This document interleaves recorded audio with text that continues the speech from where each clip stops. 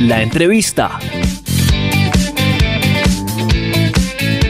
Bueno amigos, y para la entrevista de esta semana tenemos a un invitado muy especial, escritor, pero antes de escritor, periodista, antes de periodista, un hincha furibundo del fútbol. Estoy con Nicolás Samper, quien nos acompaña hoy en DC Radio. Nicolás, muchas gracias por haber aceptado la invitación al programa. Hola Manolo, muchas gracias. No, al contrario, el gusto es mío y pues además el honor, por supuesto, de estar con usted. Hablemos un poco, antes de entrar a hablar sobre el libro que lanzó hace algunos meses. Usted lleva ejerciendo el periodismo alrededor de 15 años.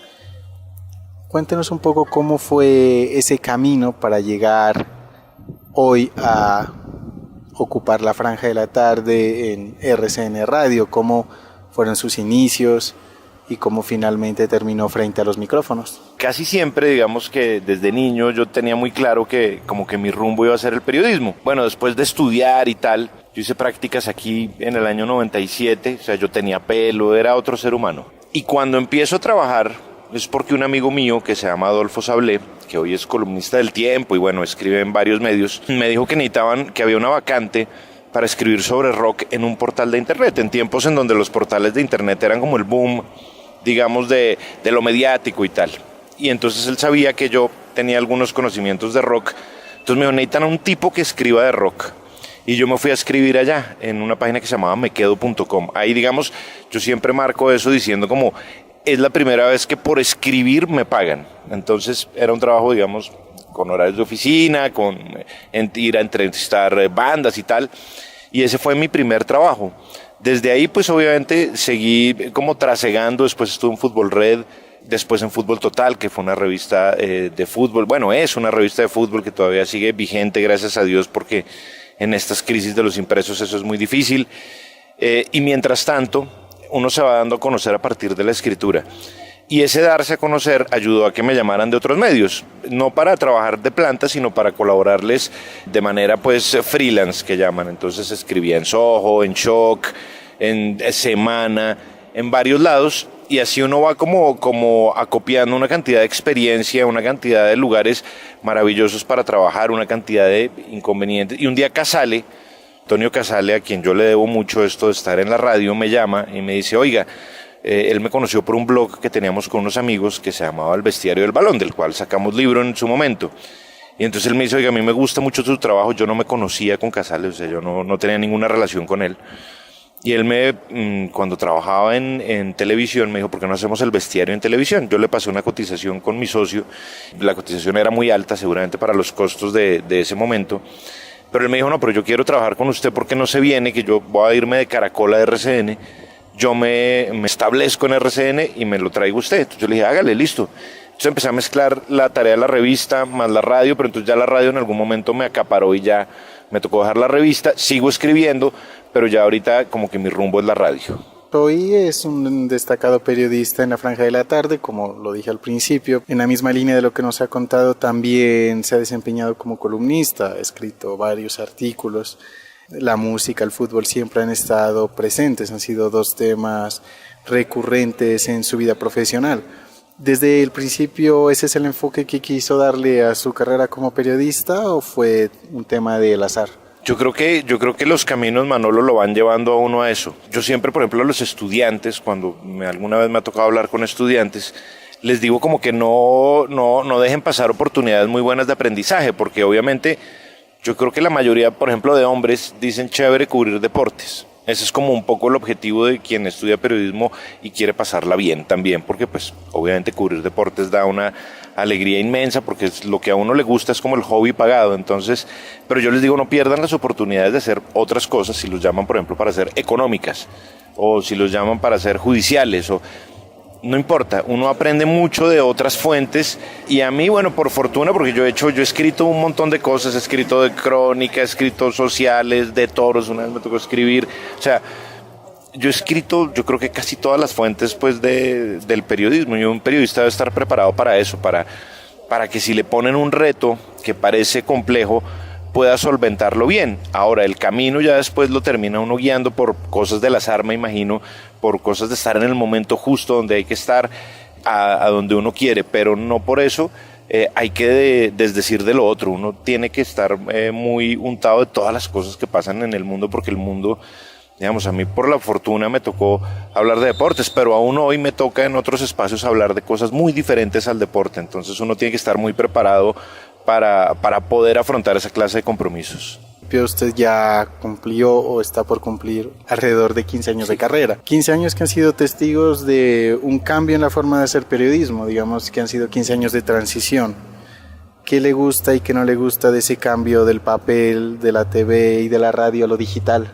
A mí me gusta lo digital, o sea, me parece que es una buena salida, pero pongo que por esa clase de boom se está perdiendo algo muy importante, que es el archivo y la posibilidad del impreso siempre le da a uno la posibilidad de tener archivo. Yo soy de los que guardo, yo tengo, no sé, como 1200 revistas El Gráfico. A mí me gusta como guardar el físico. Me parece que Internet, más allá de lo rápido que puede hacer, no tan rápido como la radio, por supuesto, pero sí es muy veloz, no genera ningún tipo de memoria. O quien se sienta, digamos que en eso ha cambiado el medio y ha cambiado el consumidor del medio también. Porque se ve sometido como una cantidad de flasheos que se convierten en ventanas en el navegador abiertas, pero de los cuales a veces no queda tanta memoria. Eso era lo que garantizaba el impreso. Para mi infortunio, porque a mí me gusta mucho los medios impresos, pues trabajé la mayor parte de mi vida en eso, creo que tienen que mirar cómo se reinventan. Es difícil, sobre todo teniendo en cuenta los costos y ese afán de la gente de decir, bueno, porque ya la información llega mucho más rápido. Antes, si uno necesitaba, no sé, ver alguna reseña del fútbol argentino, uno tenía que esperar el Gráfico 7 días a que llegara alguna droguería. Hoy, apenas acaba el partido, ya usted tiene clarísimo qué fue lo que pasó. Entonces, digamos que es un poco, eso fue lo que acabó ciertos medios, la posibilidad de no adaptarse o la posibilidad de no encontrar como una buena coordinación entre lo que significa el impreso y entre lo que significa digital. Yo creo que los dos podrían ser muy complementarios. Hoy el periodismo atraviesa una crisis que veíamos venir hace algunos años. Muchos medios están en camino de encontrar nuevas formas de sostenerse y al tiempo tenemos universidades llenas de estudiantes ansiosos por hacer periodismo, como lo mencionaba hace un rato, y valga mencionar periodismo deportivo. ¿Cómo ve la situación de los estudiantes de comunicación frente a un panorama tan difícil? Y si usted fuera profesor, ¿qué les aconsejaría a quienes están por egresar? Yo hablaba con Hernán Restrepo, que es miembro de la Fundación del Nuevo Periodismo Iberoamericano, y él alguna vez escribió una columna que me pareció muy interesante. Él es comunicador social, en donde decía que no le recomendaba a sus hijos estudiar periodismo, porque para mí también no solamente la revolución debe venir de los medios y de acostumbrarse a los nuevos tiempos, sino la academia también. La academia tiene que acostumbrarse o entender ciertas cosas. Yo pensaría, por ejemplo, que la carrera, los 5 años, digamos, de comunicación terminan siendo obsoletos. Yo pensaría que podría ser más un énfasis en una carrera como Derecho, por ejemplo, o en una carrera como Ciencias Políticas, por ejemplo. No sé si hoy sea viable, lo que pasa es que las universidades son negocio también, ¿no? No sé si sea viable una carrera de 5 años, pero para el que ya está enrolado, digamos, porque tampoco vamos a matarle los sueños a la gente con las cosas que uno piensa. Yo creo, Manolo, que uno, si uno quiere hacer bien las cosas, yo creo que uno no solamente se debe nutrir de lo que le da a usted la universidad. Si uno se queda solamente con esa parte del conocimiento, eso es más o menos, yo creo que el 5% del conocimiento real. Otra parte del conocimiento viene a partir de la práctica del oficio, pero antes, para poder practicar el oficio, uno tiene también que tener, al menos en estas carreras de humanidades, una especie de espalda intelectual mucho más fuerte que la que le da la universidad. Es decir, si usted no sale lo suficientemente preparado de su casa, porque ni siquiera es de la universidad, es de su casa.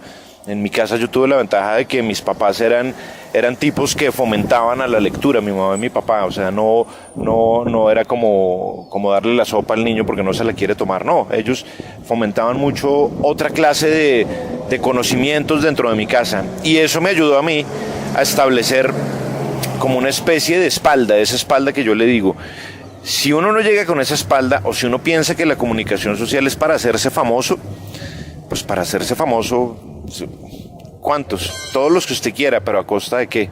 Yo creo que es mejor uno pensar en hacer un buen acervo intelectual alrededor de lo que pueda hacer su carrera y de ahí ya el resto llegará por añadidura. precisamente en esa línea, cuando los estudiantes finalmente logran entrar a los medios, se encuentran con una realidad que es la realidad de que el periodista no es un profesional excelentemente remunerado, y creo que es una de las grandes quejas del gremio de estudiantes y pues comunicadores o periodistas profesionales. ¿Usted a qué cree que se debe este tema y qué tan preparados deben estar los estudiantes para afrontar un entorno laboral que, además de ser escaso en oportunidades, no es tan bien remunerado?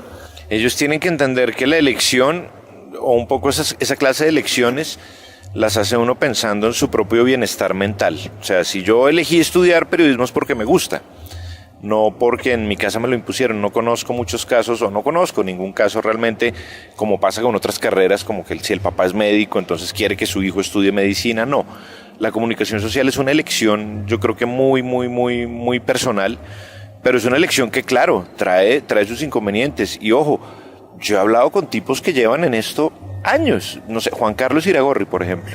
Juan Carlos Iragorri tiene 6 trabajos para poder tener más o menos un estilo de vida acorde a lo que ganaría un profesional de otra carrera con un solo trabajo. Pero en eso, a pesar de esa carencia y de esa mala valoración que a veces se tiene del profesional, que eso también tiene un problema, porque a veces los profesionales, por obtener una fuente de trabajo, terminan incluso bajando las tarifas de lo que uno ya ha establecido que debe costar cierto dinero, por ejemplo, un artículo.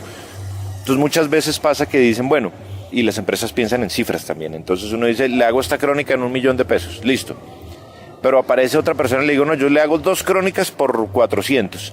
Se convierte como el periodismo del combo 1, combo 2, combo 3. Entonces yo le hago crónica y fotos por $400.000. Si bien es la manera de poderse uno adentrar, también es la manera de dañar sus propios ingresos haciendo esa clase de cosas.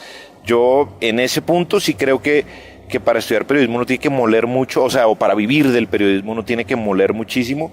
Pero bueno, si a uno le gusta, como que ese trabajo no termina siendo como levantar yunques o irse de visitador médico por un pueblo a golpear droguería por droguería, a mostrar las nuevas ofertas en cuanto a medicamentos. Creo que tiene una mística especial y por eso uno sigue en esto. Juan Carlos no es abogado de profesión, de hecho él creo que... Exacto.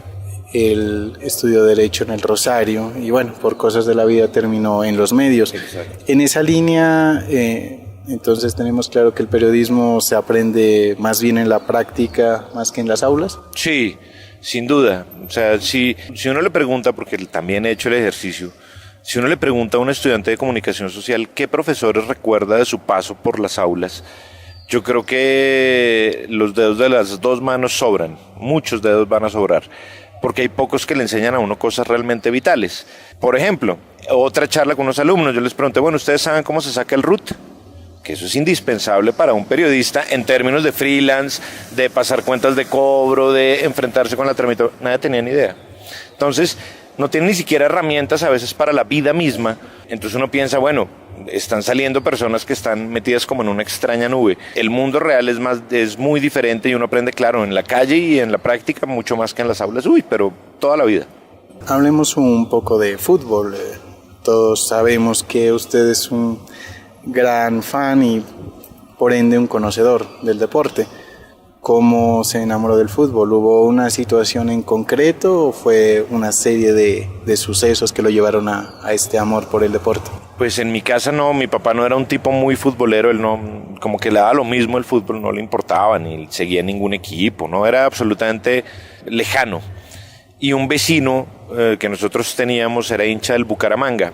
Y un día le dijo a mi papá, oiga, ¿puedo llevar a su hijo al estadio? Y mi papá, pues bueno, lléveselo. Y fuimos a ver Millonarios Bucaramanga en el año 85. Ese día Millonarios ganó 6-1 y a mí me deslumbró mucho ver como lo que significaba entrar a un estadio, ver a la gente, ver a los jugadores.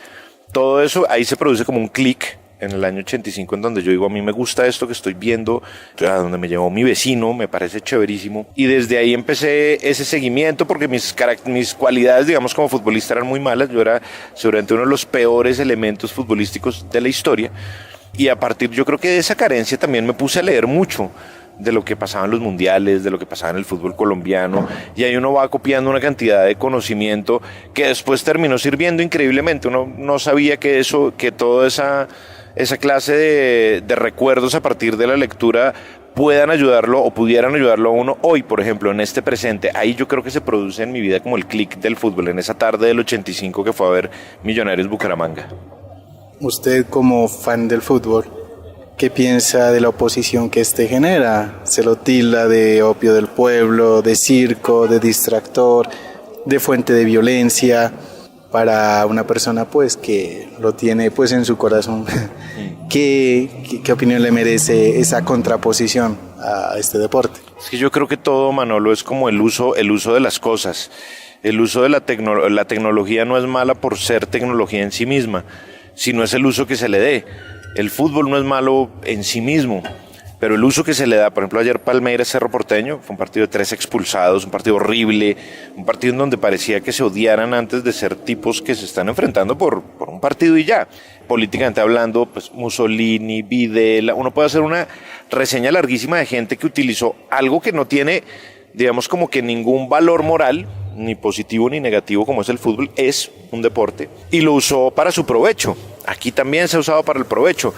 Yo creo que el fútbol no es malo ni bueno per se, pero de acuerdo al uso que alguien le quiera dar, la violencia, las barras, el fútbol, los futbolistas no tienen la culpa de lo que pasa en las tribunas, por ejemplo, o a veces sí, porque terminan conectando con ellos, o los directivos también terminan conectando con ellos, pero ¿con qué fin? Entonces uno tiene que empezar a mirar todas esas cadenas y todos esos eslabones que se crean a partir de un hecho para poder entender por qué hay gente que lo califica de opio del pueblo, porque tienen razón, porque lo califica de generador de violencia, porque pueden tener razón. O sea, uno no debe como pararse en una antípoda de pensamiento, porque finalmente sí hay gente que usa esa clase, el deporte en general, como medio para lograr ciertos objetivos, y el fútbol en eso no puede ser ajeno. Y hablando del fútbol de hoy, el que está mirando a diario prácticamente, ¿qué no le gusta y qué le gusta del deporte hoy, de la forma que ha tomado hoy, de la organización que tiene hoy? Bueno, nunca me ha gustado la FIFA, me parece que es un ente vergonzoso. Digamos que la cúpula dirigencial en general a mí no me gusta, nunca me ha gustado, me parece como siempre que está bajo sospecha, nunca he visto un cónclave dirigencial exento de esa clase de pensamientos. No me gusta el VAR, me parece que daña el juego, lo hace aburrido, lo hace lento, más allá que en Rusia, digamos que su aplicación fue buena, en términos de lo bueno o malo que uno pueda creer de acuerdo a sus propios gustos. La violencia que se genera, es decir, uno matarse por otra camiseta, me parece una soberana estupidez, pero también comprendo qué es lo que pasa o trato de comprender qué es lo que pasa a partir de eso, porque hay gente que no tiene absolutamente nada y digamos que un poco la barra se le convierte en su familia, y uno por su familia hace lo que sea. Entonces de pronto ya el fútbol no es tan importante, sino lo importante es lo que su barra, su familia. Entonces uno tiene que empezar a entender una cantidad de cosas que a uno no le gustan, pero también uno tiene que darse el trabajo como de pensar y decir, bueno, no es solamente que no me guste, es que también tengo que comprender cómo opera eso para, si bien que no me guste, al menos comprenderlo mejor. Hace algunos meses usted lanzó su libro, Lo que el fútbol se llevó. Inicialmente me interesaría saber por qué escogió ese nombre, que evoca mucho a la película, Lo que el viento se llevó, claramente. ¿Porque el nombre fue una cuestión de azar o tiene algo implícito el título? Como la temática eran historias extrañas y eran historias que de pronto no tenían o no habían tenido tanta difusión en su momento, que habían ocurrido en los mundiales, mi editora, que es Catalina Torres, me dijo, bueno, tenemos que ponerle un título al libro. Y yo le echaba cabeza y yo no daba con qué ponerle. Y ella un día me llamó por la noche y me dijo, oye, ¿y si le ponemos Lo que el fútbol se llevó? Yo le dije, tú eres la editora. Me parece perfecto porque cuadra, porque las historias son historias como desconocidas, que digamos otras cosas se las llevaron. El título, no sé, de Francia por primera vez en la vida se lleva otras historias. En fin, uno empieza a hacer como esa clase de ponderación, y el título me parecía acertado de acuerdo a lo que se contaba en esas páginas versus lo que había pasado en la vida real cuando se dieron esos campeonatos del mundo. Entonces me pareció muy acertado de Catalina que le pusiera el título. Digamos que la verdadera gestora de ese título es mi editora y no yo. La idea, ¿cómo surge? ¿Cuándo se le da el chispazo, pues, de crear un libro así? ¿O se lo propusieron? ¿Cómo nace el libro? Pues con Catalina, justamente, ella me invitó a escribir un prólogo del libro de un primo mío que se llama Santiago Rivas, que se llama Cava Colombia. Yo escribí el prólogo y ella me llamó. Entonces yo le pregunté, oye, ¿y sabes si para el Mundial van a hacer algo de fútbol? No sé qué. Me dijo, no, pues proponme cosas. Nos fuimos a comer y entre los dos, como botando corriente, llegamos a la conclusión de que sería una buena idea escribir un libro que fuera divertido, digamos, que pudiera leer todo el mundo, más allá de que hay cosas muy precisas de fútbol, pero que no sea un libro solamente para expertos, digamos, sino un libro más que cuente historias y que cuente historias que de pronto no tuvieron tanta relevancia en su momento.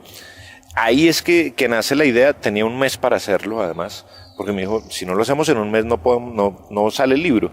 Entonces tuve que clavarme día y noche investigando y sacando cosas a partir de lo que iba a escribir, pero bueno, logramos en tiempo récord hacer ese libro, que pues bueno, siempre va a ser un orgullo uno sacar un libro.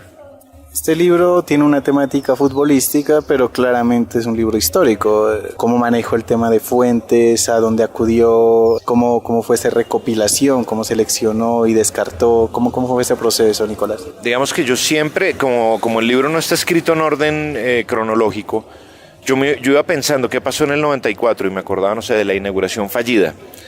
Entonces, a partir de eso, empezaba a ver videos. Yo tengo muchos videos en mi casa también, como de fútbol y de mundiales y de esas vainas. Nolo Ferreira lo habían detenido en el año 30 y pico. Entonces empezaba a buscar dónde yo vi ese dato.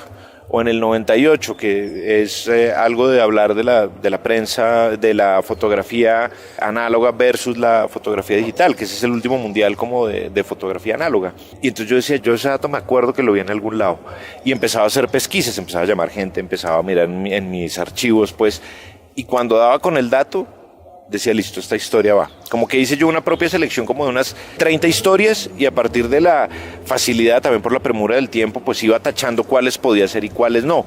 Y ahí se dio como ese compilado de historias finalmente, que en cada mundial más o menos es 1 o 2 historias relatadas por mundial. Hemos ido por etapas. Bueno, una parte es la investigación y otra es plasmar lo que se ha investigado en el papel. Para Nicolás, ¿cómo fue afrontar este desafío, incluso por el tiempo, de escribir un libro que sea ameno, claro y que, digamos, le guste tanto a usted como a su editora? Eso es clave. Si la editora está convencida de que el contenido es bueno, uno está tranquilo y uno tiene que saber escribir. Y bueno, un poco ese ir contra el tiempo también ayudaba mucho, como a no tenemos mucho tiempo de correcciones, no tenemos mucho tiempo de replantear cosas. Entonces es como desactivar una bomba, como desconecto el cable amarillo o el cable rojo.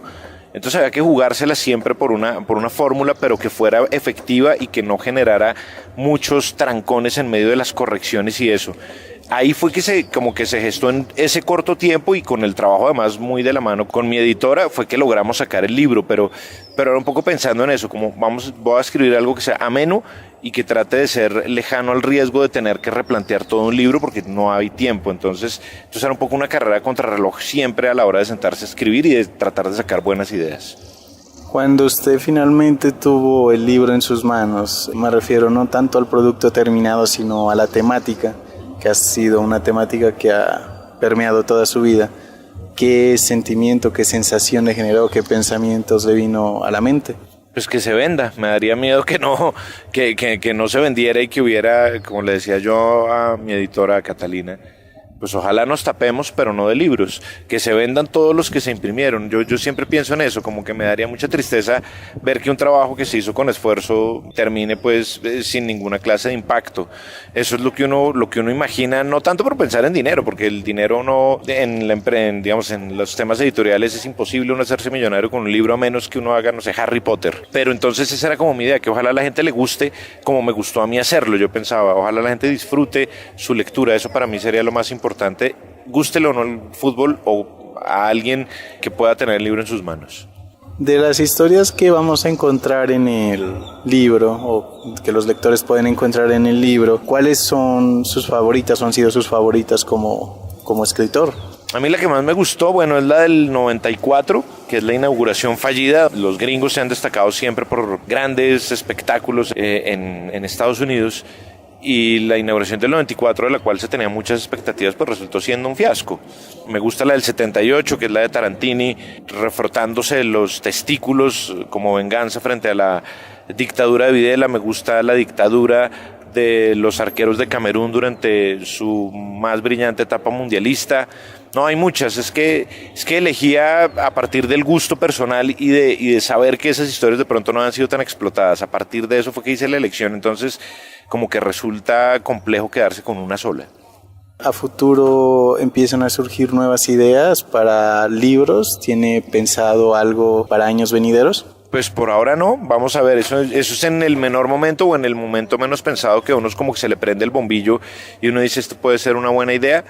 Por ahora no, como que dejar que el libro, digamos, lleve y vaya por su cauce y pueda funcionar, digamos, comercialmente, para que así lo vuelvan a uno a llamar a escribir un libro, ¿no? Que eso también tiene esa dependencia finalmente. Bueno, pues ha sido una conversación muy interesante. De antemano le agradezco a Nicolás por haber aceptado la invitación a DC Radio, deseando lo mejor para el libro y de que, como él dice, se venda mucho. Lo que el fútbol se llevó es un compilado de historias curiosas de este deporte que genera pasiones y a veces tristezas, pero que realmente es parte de la vida del colombiano. Nicolás, muchas gracias por haber aceptado la invitación y puede invitar a nuestros oyentes a adquirir su libro o despedirse de la manera que usted mejor prefiera. Bueno, pues Manolo, todo un gusto haber estado con usted en esta invitación. Espero que lean el libro, que si no les gusta pues lo regalen, que es lo que uno hace con los libros usualmente, o sea, uno los vuelve y los empaque y los da de Navidad, pero si les gusta que lo guarden y lo aprecien así como yo lo aprecié cuando lo escribí.